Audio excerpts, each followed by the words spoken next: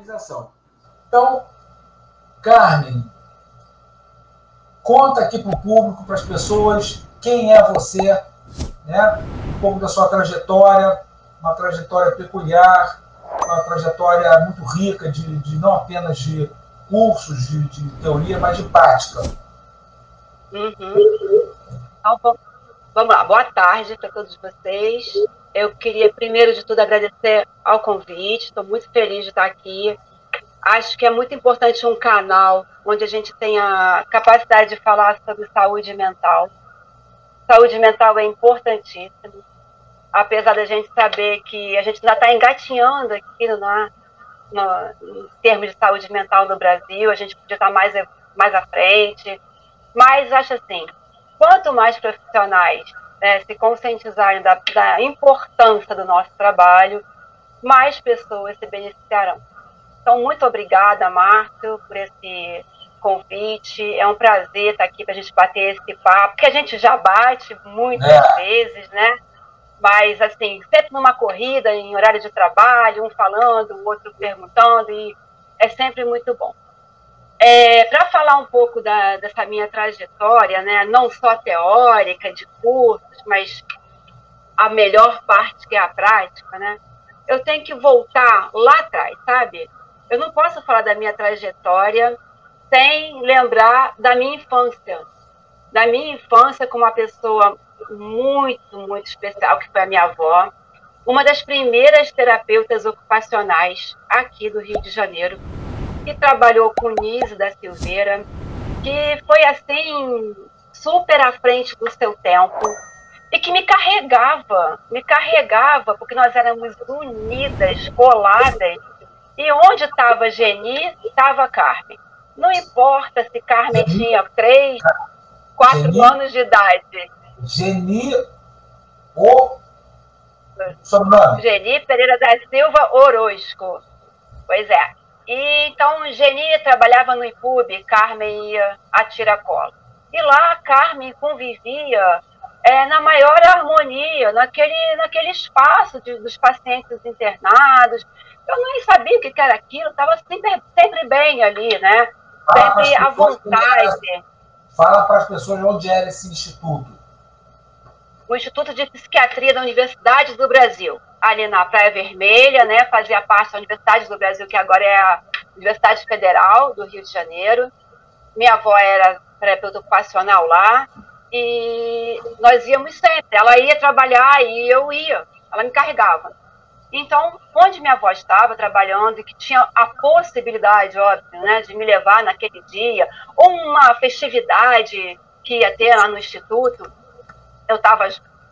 E acredito que ali, né, por eu me sentir tão bem, tão à vontade, não havia um menor tipo de medo, preconceito, e fui crescendo ali, né, acompanhando também essa trajetória dela, vendo como ela foi sempre muito benquista e requisitada nos locais, até que ela, então, foi trabalhando em vários locais e, um belo dia, conheceu a doutora Carmen D'Ameto, canalista, psiquiatra, e com ela resolveu formar uma sociedade, montando a primeira clínica aqui, que não era uma clínica psiquiátrica, era uma casa, uma residência.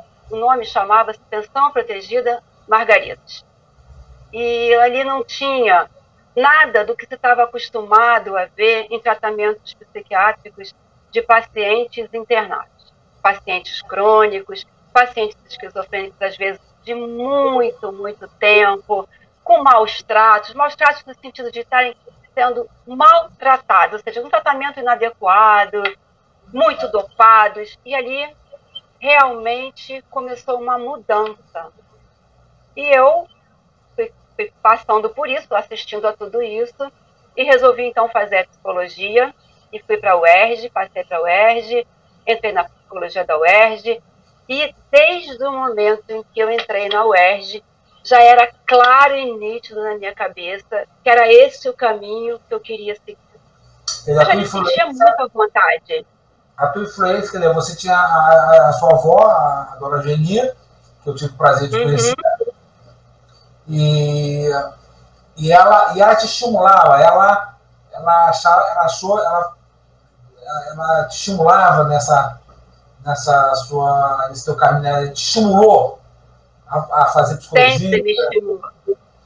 Sim, sempre me estimulou, falando, olha, minha filha, você gosta, você já está mais do que acostumada, eu sinto que você tem esse dom para ficar com esses pacientes, acho que você vai se realizar pessoalmente e profissionalmente com isso. E eu acompanhava ele tudo. Então, você sabe um pouco da trajetória sobre a pensão protegida. Lá na pensão, a gente crescia muito profissionalmente. Nós, todo ano, fazíamos um simpósio maravilhoso, né, no Colégio Brasileiro de Religiões. Fui em todos. Foi todos os simpósios, com pessoas maravilhosas que vinham de todos os cantos falar, né, sobre psicose, esquizofrenia, tratamentos que estavam sendo mais novos, mais modernos, muito mais humanizados. E a gente crescia ali muito profissionalmente, né? E então ela me estimulava muito, eu participava de todos os simpósios, participava primeiro como aluna, depois como palestrante. Bom, deixa eu... Então, você fez o curso, a sua faculdade na UERJ, e lá você, obviamente, deve ter tido contato, deve ter tido professores que de alguma forma, te estimulou, foram importantes, professores da UERJ. Muito importantes. Na UERJ, a gente tinha realmente um grupo de professores maravilhoso. Assim, eu tive o prazer de ter como professor, em classe e extra classe, nada menos que Luiz Alfredo Garcia Rosa. Maravilhoso, canalista de mão cheia, autor de livros sobre Freud, autor de livros de ficção, uma pessoa inteligentíssima, cultíssima. E, além disso, nós convivi com ele muito porque nós tínhamos aula e depois formávamos um grupo de estudos sobre psicanálise e Freud. Isso era em outro horário, fora da sala de aula, e nós então convivíamos e absorvíamos aquele conhecimento dele, que não era pouco, era um conhecimento maravilhoso. E ele era uma pessoa muito disponível, desprendida. Ele não tinha essa de não vou ensinar, vou falar tudo que eu sei, eu quero mais é que todo mundo tenha cultura e saiba. E isso foi maravilhoso para o meu crescimento também, além de ter tido supervisão com Norma Passe Alves, uma pessoa maravilhosa, também da psicanálise, que era assim também super desprendida, ela ajudava em tudo que ela podia, ela estava ali frequentemente nos horários de supervisão, ensinando, estimulando a gente sempre a ler, vamos estudar o caso do paciente, mas vamos ler. Então a UERJ tinha realmente condições maravilhosas em termos de teoria, que nós tínhamos uma ampla biblioteca, com tudo que a gente queria ali, e professores excelentes, que sempre realmente se deram ali muito, né? E isso era um estímulo, claro que era, porque você está vendo ali pessoas que estão ali prontas para te ajudar, para te orientar, era muito bom. Além disso, apesar de eu fazer lá na UERJ o atendimento no SPA, durante um período inteiro eu fiz que não era curricular, fora do currículo, um período dentro do hospital psiquiátrico ali da UERJ. E ali era o Pacelli, que era o coordenador, meu professor de psicopatologia.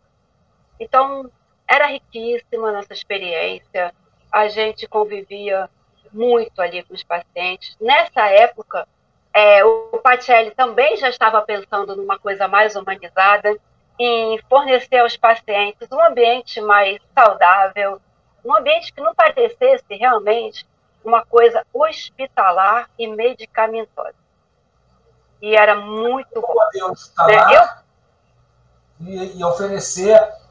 Mas essa questão, cara, vamos entrar um pouco nisso, antes de você falar um pouco, para você antes de entrar na tua trajetória. Essa questão do modelo hospitalar para um modelo não hospitalar, por que você acha que essas pessoas começaram a pensar para o paciente psicótico com transtorno mental essa opção de assistência? Né? Quer dizer, por que eles acreditavam que o modelo hospitalar poderia servir para um determinado momento, mas que para a continuidade, algumas situações, esse modelo que a sua avó e a doutora Carmen construíram, montaram, foi por uma questão, uma percepção de que esses pacientes poderiam ser benéfico para eles. Sim, Márcia, eu penso que aquele ambiente hospitalar pesado, medicamentos pesados, eletrochoques que naquela época eram aplicados, o paciente acabava não evoluindo daquilo, cronificava, ficava uma coisa muito mais difícil, né? E o que eu acho que se pensou? Vamos tentar dar para eles um tratamento humano, mas que também seja capaz de reinserir esse paciente, né, socialmente. Esse paciente não pode ficar o resto da vida dentro de uma instituição. Ele precisa, em algum momento, né, ser reinserido no seu meio social, né?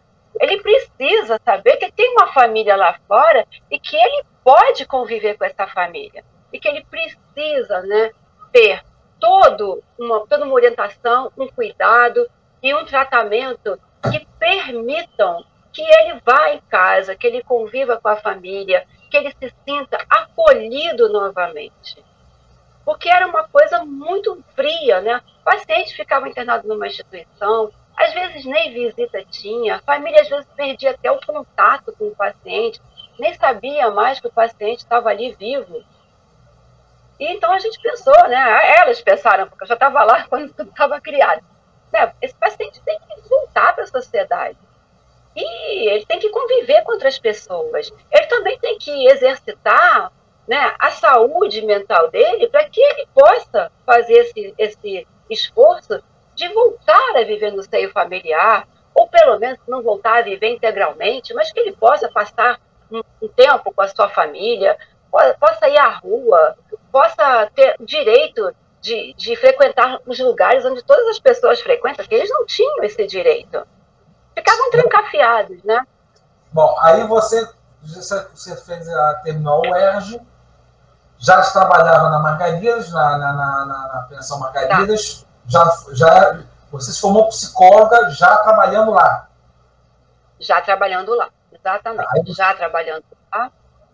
E aí, mas lá você exercia as funções de... Você se formou... Comecei como estagiária, claro, comecei como estagiária, como você conheceu o trabalho também, e depois já fiquei lá como psicóloga. Na questão, quando eu fiquei como psicóloga, eu comecei, então, a desenvolver um trabalho paralelo, não mais só com os pacientes, nos plantões, né, nos atendimentos individuais, mas também eu comecei a desenvolver um trabalho com as famílias. Ou seja, nós tínhamos os grupos de família, onde as famílias eram, sim, chamadas para participar, né, dessa interação. Elas precisavam também fazer parte dessa nova realidade dos pacientes. Os pacientes estão aqui sendo tratados de uma forma que a gente pensa que eles podem ir para a casa das famílias, podem ir passar um tempo com as famílias. Alguns chegavam mesmo a voltar para o meio educacional, a estudar e começar a trabalhar. Então, essas famílias têm que saber do nosso trabalho. Elas têm que participar disso, né? Elas também têm que estar preparadas para receber de volta esse paciente, para entender que esse processo é fundamental, né? Então, a gente fazia lá os grupos de família, as famílias iam, conversavam, levavam as suas maiores preocupações com essa questão do paciente ir em casa, como isso seria feito, e aí a gente ia fazendo toda uma orientação sobre esse aspecto, né? Como que vai ser? Olha, primeiramente, os pacientes vão ter que ir um acompanhante, é claro, né? Um acompanhante com o qual o paciente se comporta melhor, ou se dá melhor, ou tem uma melhor relação. E isso vai ser gradativo. E a gente, então, tinha que fazer um trabalho, né, de convencer essa família de que isso era possível. Porque muitas delas, às vezes, também não estavam mais dispostas, né, até por ter tido problemas com o paciente, problemas de surtos, de crises de violência, não estavam muito, né, dispostas a isso.